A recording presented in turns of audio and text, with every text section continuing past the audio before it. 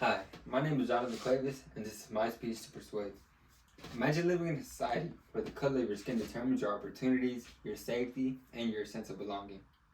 In the United States, racial inequality continues to have the lives of millions of individuals, as evidenced by the fact that black Americans are incarcerated at more than 5 times the rate of white Americans.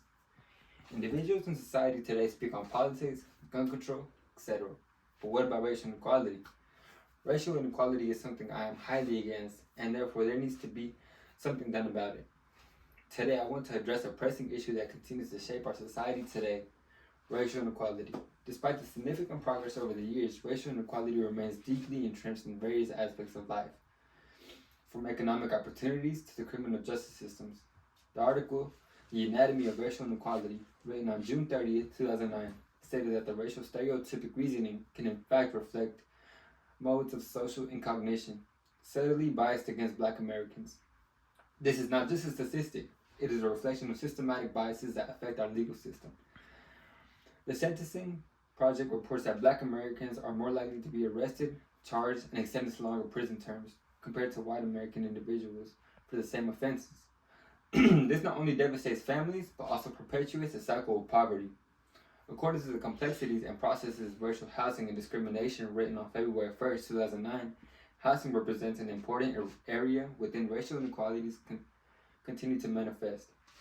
For example, housing discrimination is one important critical area where racial inequality is evident.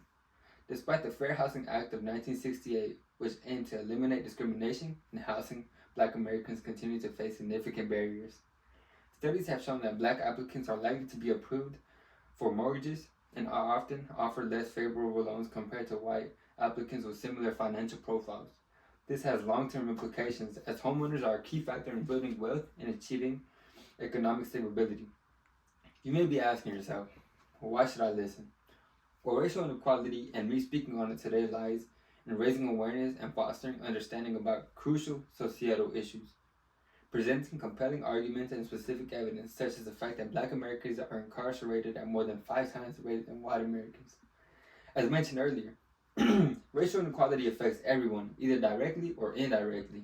Understanding these applicants can help relate to your own lives. This statistic not only points out the systematic nature of racial inequality, but also underscores the urgent need for reform in the criminal justice system. Today I will be discussing about 3 main points. First, education. Second, criminal justice systems. And third, housing discrimination.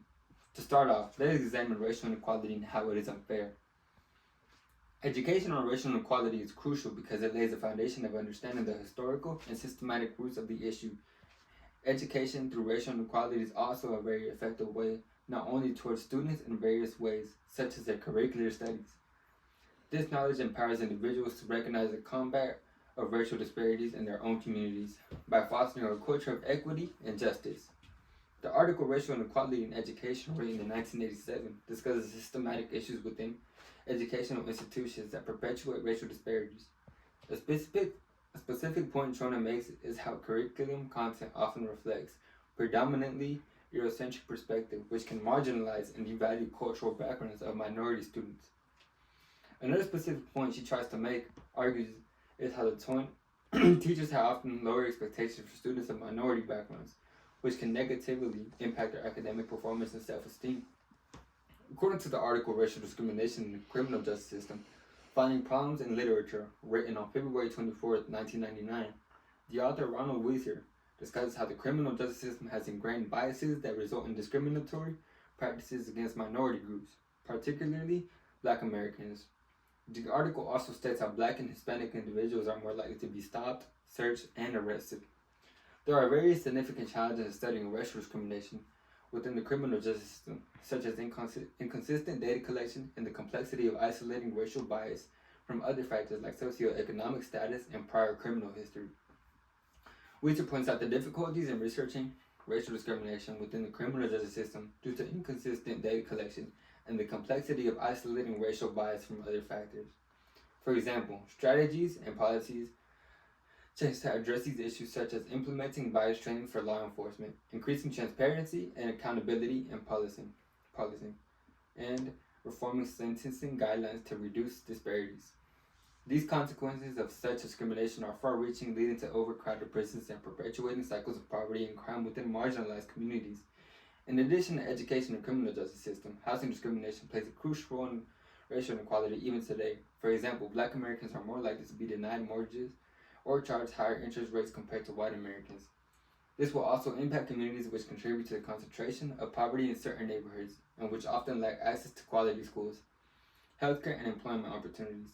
The article Housing Discrimination is Still Worth Worrying About, written on March 31st, 2010, stated that several scholars claim that racial and ethnic discrimination is now relatively infrequent and has an impact on Black and Hispanic households. Therefore, addressing housing discrimination requires robust enforcement of fair housing laws, increased transparency in lending practices, and proactive measures to promote affordable housing and home ownership opportunities for minority communities. By tackling these issues head on, we need to work towards a more equitable housing market and close the racial wealth gap.